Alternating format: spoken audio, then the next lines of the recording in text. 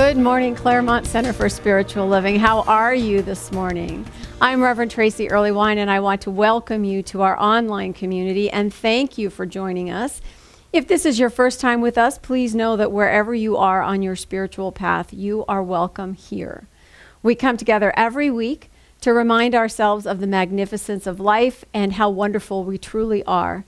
For we know that in truth, we are so much more than what's happening around us or even what's happening in our own world. We are the love essence that life is, and it is good to remember that. Our practitioners are here to help you with that. If you would like prayer support, you can email us. Our email address is on the website. You can also call the office, and there is a prayer line that you can leave a message on, or you can find the practitioners' phone numbers on our website as well.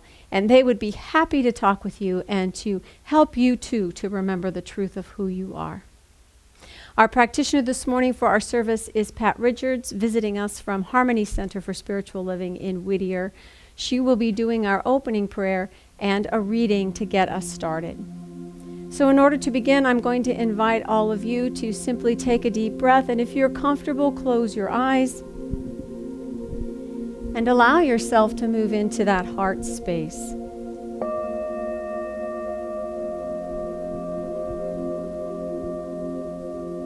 Breathing into and remembering that there is a sanctuary within that knows only love. And that it is in this place that we remember that you and I and Spirit are one.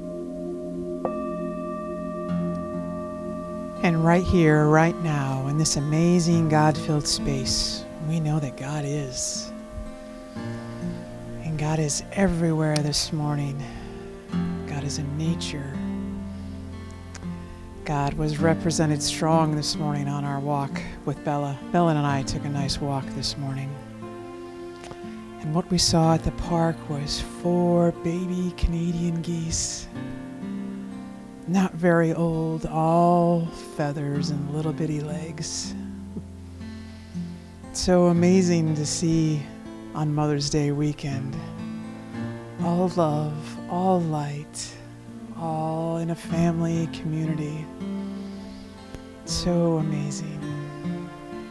And I'm so thankful to be here this morning, thankful to be of service, thankful to be here with Reverend Tracy in this amazing community. And what an amazing community it is. So strong, so of service, so full of joy and peace and love, all filled with love. So please join me in saying, and so it is. My reading today is from Creative Thought, April of 2014. It's called, I Am Love in Action. The divine reveals itself in all as love intelligence, and I am that love intelligence revealing itself powerfully in and throughout my life with gentle power in all that I think, say, do, and become. I dedicate my whole being to the revelation of love as my motivation and my reward for living. I observe my world with compassion as I speak to the purity and innocence that I see. I listen with attentiveness as the divine speaks to me in every conversation. As I look at others, I know that I would willingly have them see me as I am. Filled with self-compassion, I become the harmony and openness that I seek, and I bring peace with me into every room and into every situation. I live with a sweetness that I have never seen before, and that sweetness fills and uplifts me now. As I yield to this inner loving nature, I transform in wondrous ways with energy filling and vitalizing me with every opportunity at every step. I become so filled with grateful appreciation that all I see is good, revealing even better in me. The perfect law of love in action uplifts me now.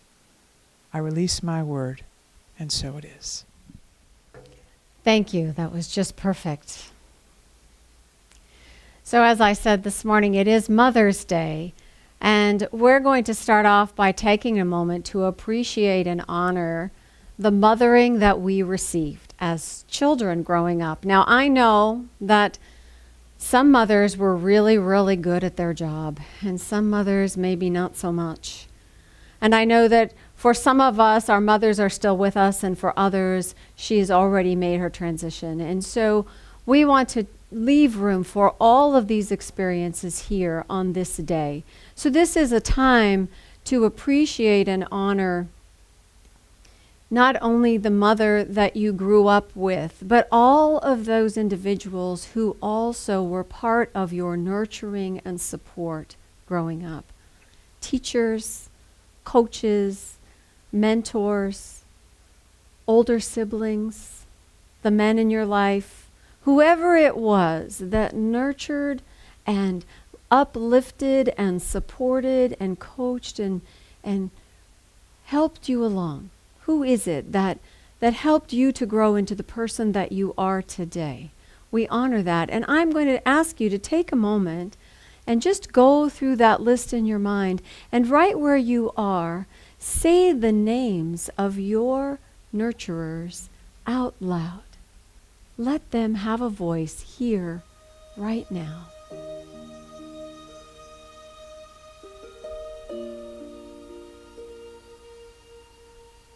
And I bring all of these people, all of these givers of light and love, all of these supporters for each heart present with us right now, and lift them up in praise, appreciating love and light that is offered, that is supportive, that is expansive, that has brought each of us to where we are today. And I speak a word also of healing and wholeness for those experiences that did not look the way we needed them to look or what we wanted to receive. And bless those mothers, those mothering figures who did the best they could at the time with what they knew. And know that as we surround that memory with love and light, a sense of peace fills us and expands out into the world, lifting all. For in this moment we know that love is the truth, that light shines a path before us, and that right where we are now is where we are meant to be, and how grateful we are for this journey. And so it is. We've all been mothered, but we've also all nurtured someone or something, an idea, a family member, a coworker. We've all had the opportunity to support something in its growth. And what that tells me is that all of us contain the archetype of the mother within. We all carry this particular characteristic within us. Regardless of our own gender or experience, we have the ability to nurture and give birth to and support life. The word archetype means a representation of the universal patterns of human nature. So it's a model, if you will, of what human nature is. We have archetypes for warriors, we have archetypes for the mother, we have archetypes for the father. We have these patterns of being human that we all share. And in this particular case, we're talking about that aspect of ourselves that in the big picture is the giver of life. The mother is the one who gave birth to the stars and the planets, the suns, the moons, and our world. She is the protector and nurturer of the life force of the cosmos. She has the capacity for the immense expression of unconditional love and care. This is the essence of who we are in its nurturing form of life. And I had an excellent example of how life mothers throughout nature because we had a little bird drama on our patio this morning. I'll say first that we have 3 cats. Don't ask. We have 3 cats who play on the patio, and 2 of them were outside, and there was a lot of bird conversation going on. And all of a sudden it got really, really intense, and I saw a young bird come across the patio and sort of get to the top of the sliding glass door and then not know what to do and kind of flutter around and fell to the edge of the fence. So I ran out and got the cats in, because I happen to know that our cats are very well fed and do not need to hone their hunting skills in front of me or on a baby bird just learning how to fly, because that's what was happening. So this life-giving aspect of nature created an egg which hatched into a baby bird, which was now approximately a teenager bird. The nurturer was the mama bird on the fence, helping by yelling at it on how to fly and where to fly, and don't land there, and you're going to hit your head, and you probably should get up off the ground, and everything else that mothers say in situations like that, helped along by the extended family, because there were at least 7 birds out there, all talking at the same time, which, if you remember being a teenager, all that advice was ever so helpful, wasn't it? Yeah. And then the protector, one of the reasons the birds were making so much noise is that they saw the cats. And of course they're going to protect the baby who's doing the best it can. Now normally, my first instinct would be to protect my fur baby mama cat and my fur grandchildren, her 2 kittens. But this time I expanded to include the baby bird. Because true love is not just about me and mine. It's about everyone. And so the bird was safe. He managed to figure out how to get back over the fence. Everybody continued to chatter in the trees, and then eventually they moved on to another venue, I'm sure led by the teenager learning how to steer, which was not in a straight line, but oh so entertaining. But this is really the mirror of our own evolution. This is how we develop spiritually. We start out as a small self. And in the small world, in my human ego, where I'm figuring out how the world works, I, as a toddler and as a teen, was very clear about what I wanted to have, what I was going to take, what was mine, what I wanted to keep. And if you make me mad, I'm going to throw it at you. And hopefully we've all grown, I know I have, into awakening to an understanding that this self of mine is not about loving what I have and what I am and the people I know. It's actually loving them and everything else. That I might awaken to my divine nature that actually wants the highest and best for all, not just my own kid. That there is a way to live and move in the world from and as love that allows me to bring light and support and nurturing to every situation without sacrificing my own self-care or those of my world. When I understand that I am love in my essence, then I can only be love with you, with myself, with those I know, and with the community and the world that I live in. My talk title today is Shower the People, and it comes from the James Taylor song, Shower the people we love with love. Show them the way that you feel. And I think our spiritual growth says we don't just shower the people we love, as in the ones we know, we actually shower all with love. For that is our true nature, to be and act as love. So why is it in the world that it seems that there is so much darkness, there is so much unlike love being expressed at these times? Pat and I were talking, and she was saying that this pandemic and the requirements to stay home and not to work and to change really everything that we do and the way we do it is like that hot, humid, oppressive air that you get in the deep south in the heat of summer. It's hard to breathe. You can't really move. It's so oppressive. And the locals know that you must slow your life down. You must live at sort of a low hum. Take care of yourself the best way you can. Have that glass of iced tea. And know that it will end. You can manage until it ends, and you can get back to a more active life once that lifts. Everybody else, those of us who come and visit, or those of us suffering under this blanket of no activity, no work, no visiting, no hugging, no. Some people just want to break free. They want to break out, and so they're lashing out. The message is sort of, okay, I started out being compassionate and it's all for the common good, but this has gone on long enough. How much compassion can one person have? I'm done. I don't want to wear my mask in Costco. I need to go back to work. I don't see anybody sick around me, so how could it possibly be a problem? Me.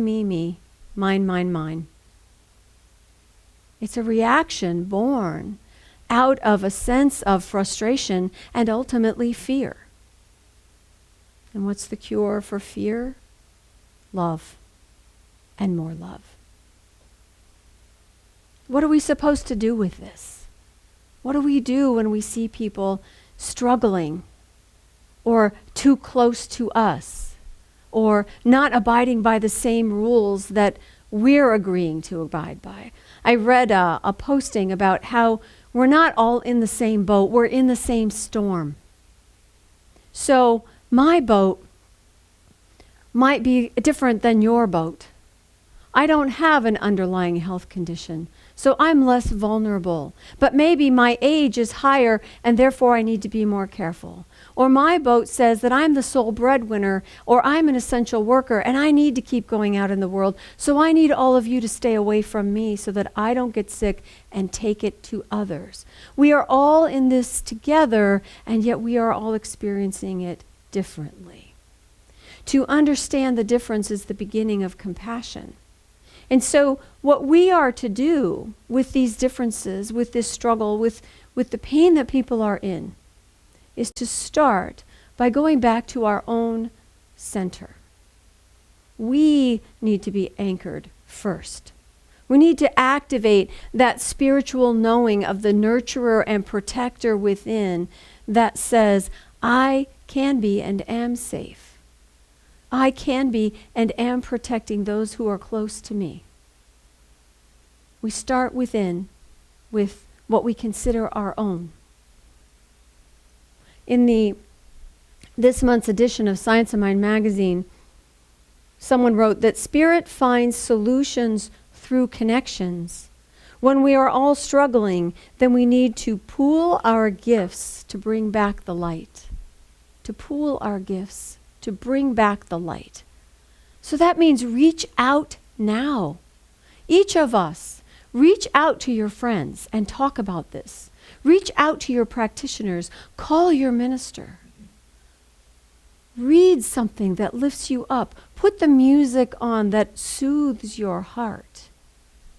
This is that sip of iced tea on a hot summer day. It's a way for us to take care of ourselves in a way that allows us to remember that there is light, not just the experience of darkness. And ultimately, we turn to prayer. We do a spiritual mind treatment, which is a healing form of prayer. And in prayer, we are instructed for the moment to turn away from the conditions and focus only on the love and the light and the peace and the wholeness that is the truth of spirit that lives within us. That is the very energy of life that is always present. In the Science of Mind text, Ernest Holmes writes, "We can sit in the shade or move into the sunshine. Sitting in the shadow, we may not really believe that there is any sunshine, but the sun would be there all the time, and all the time we're in bondage, that real freedom exists. It's there, but we must awaken to it. You see, we can see the dissonance and feel the tension and get caught up in the struggle and forget that at the same time, the greater truth of life is still here, still expressing, still available to each and every one of us. When you bring the light into a room, where does the darkness go? It doesn't go anywhere because it isn't a thing in and of itself. You can't bring darkness into a room, but you can always bring light. And when you bring light, the darkness is gone. And so that is really what we are called to do. We're called to return to our own center and find our source of remembrance for the light that we are and the light that we live in, the spirit that is in and around all of us. That is what's going to allow us to find compassion for those who are struggling, for the darkness we see, for the divisiveness we hear about.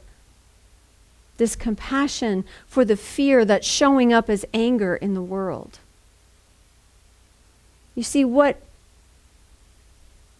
you know the love within you, that love can give birth to ideas and actions that have the power of the sun behind it. That love in you expresses as self-care, the small self, and the caring self, that nurturer within, that compassionate energy of life within you that wants only to support and uplift, even now, especially now. And where you can't accept or condone or even allow someone to be toxic around you or too close or anything that makes you cringe inside, then you turn your light from within into a blessing.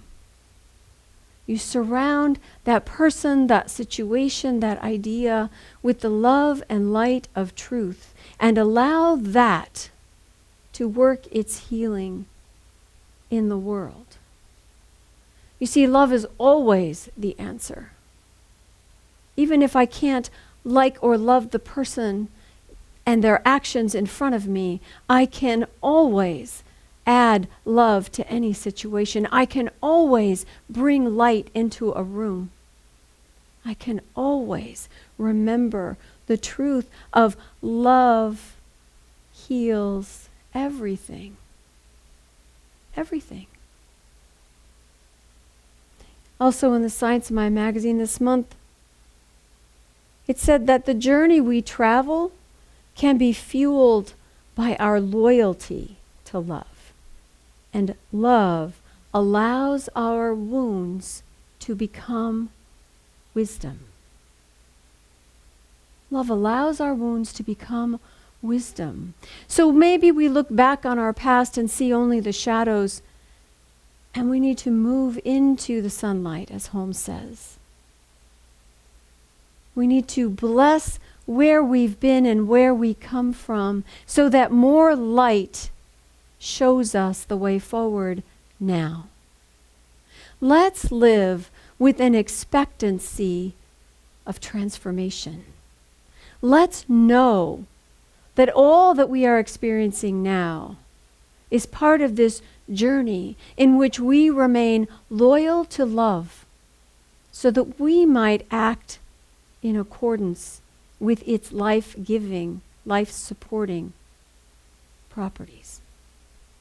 We may live in the world of the small self, but we are not of small thinking. We have an infinite capacity to love, to imagine, to create, to give birth to that which is new and life-supporting.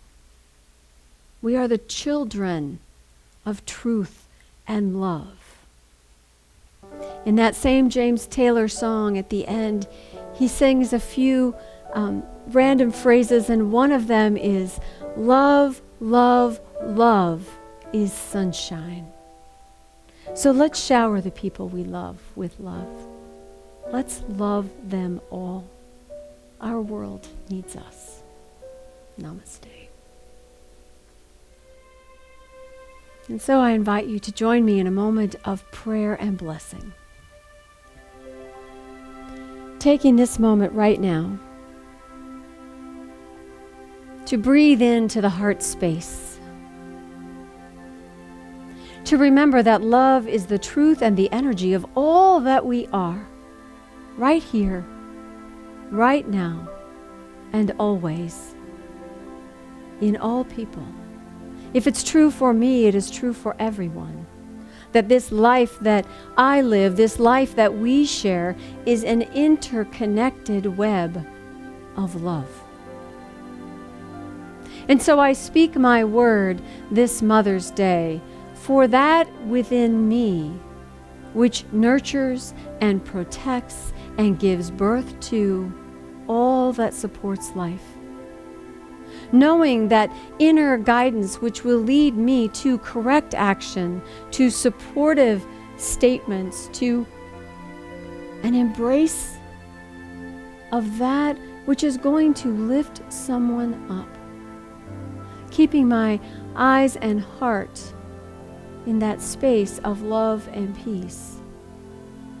I know that as I move forward as love, so do others. That I recognize that desire for a full and abundant life in everyone that I meet. I surround any appearance of fear or doubt or anger or divisiveness with the power of the peace and love that abides in me. I bring the light. And for this I am so grateful. Grateful for all of the light bringers in my life. Grateful that I might share these ideas, these words, these pictures in mind of love at work. For I know that the truth of us is peace, and peace is right here. For as I release my word into law, I know that this peace is the truth of God, and there is only God, and it is only good. And so it is.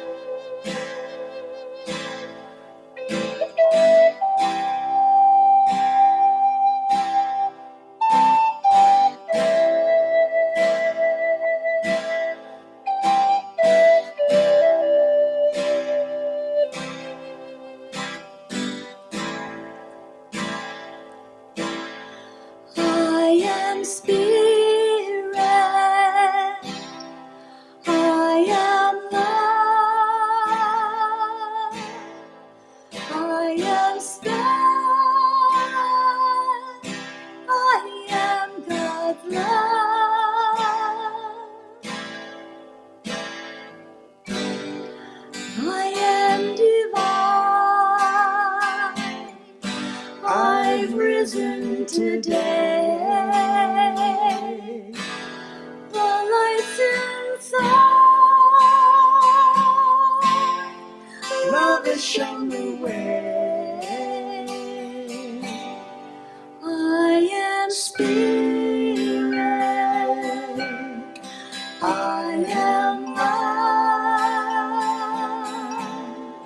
I am spirit. I am God's love.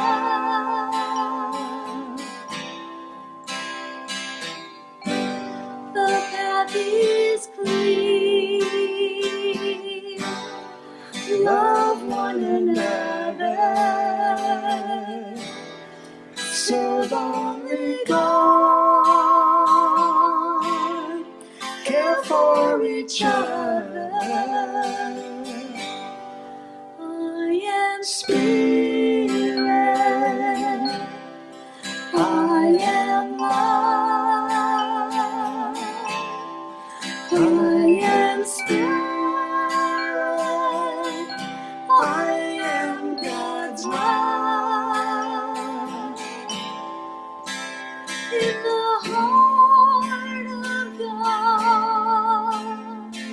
yon tranquil bliss, from the chorus of beloved exists. I am spirit. I am love. I am spirit. I am God's love. I am spirit. I am love. I am spirit.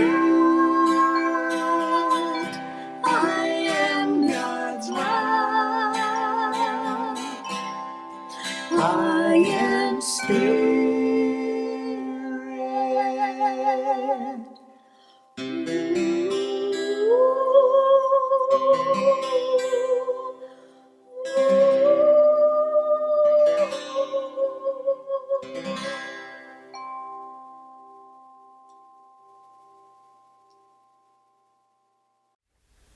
So I have an affirmation for today, and I invite you to repeat each phrase after me from right where you're sitting. Today, I think, speak, and act as love. As love, I know the good in all. And so it is. Thank you. All right, a little bit about what else we're doing here in our community. We have a Wednesday night meditation at 6:15 via conference call. The number's on our website. You can find it on our Facebook page, or you can always call the office and get the link. We meditate from 6:15 for about 20 or 30 minutes, led by our own practitioner, Nisa Burrows, followed by our gateway service. Our Wednesday night service is also online, this time via Zoom, so you can see and talk with everyone else who's attending. And we have a great conversation, usually a video presentation, and it's a great way to stay connected with your community. It's always a lot of fun and very insightful. I find it very educational. It's really good. If you want to just connect with people without any, seriousness involved, you can join our Thursday night happy hour, which really is just a chance to visit. So pull up a chair, and if you want to bring a beverage, you can. It's all about connection and conversation. That's Thursday nights at 7 via Zoom. Again, our link is on our website or on our Facebook page, or you can call the office. We'll get that to you. If you're on our email listing, you also get this information every week on Tuesdays and Wednesdays, so do look for that. I want to remind you, too, that the Cozy Couch concerts continue on the weekend evenings at 6 o'clock. Various New Thought artists are performing for us from their living rooms. It's always enjoyable. It's wonderful. I'm learning about artists that I haven't known before. So I encourage you to do that. 6 o'clock on Fridays, Saturdays, and Sundays, a different artist every night. If you don't see the exact artist on our website, you can go to csl.org, which is the home office website, and the whole calendar is there. And again, I want to thank our production team for making all this magic happen. We couldn't do it without you, our friends at Living Beyond Limits and our own Jeff Harrison, putting things together and posting them so that you can be with us on Sunday mornings.